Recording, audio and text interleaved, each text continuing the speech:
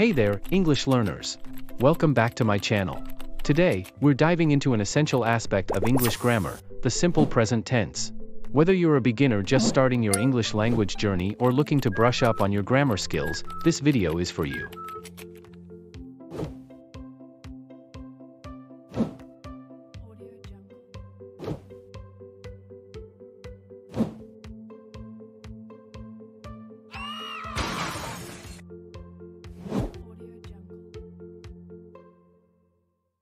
The simple present tense is one of the most fundamental verb tenses in English.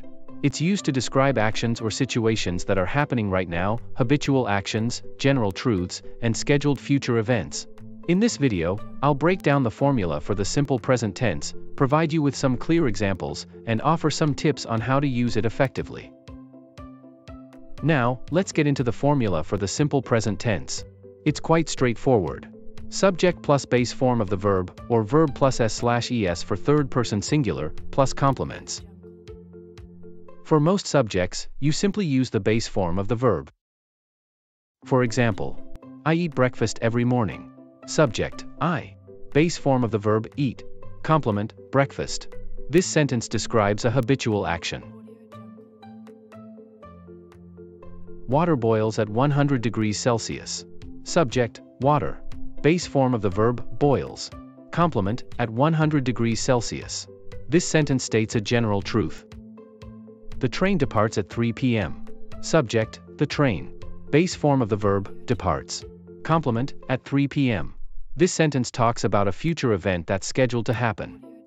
However, when the subject is in the third-person singular, he, she, it, we typically add an s or es to the verb. For example, she teaches Arabic on Thursdays. He watches TV in the evening.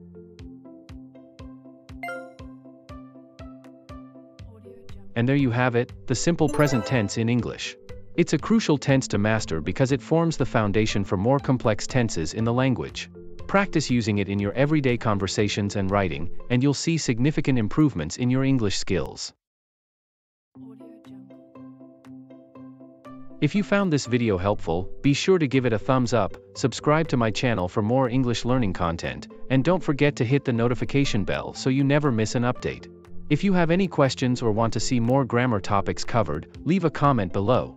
Thanks for watching, and I'll see you in the next lesson.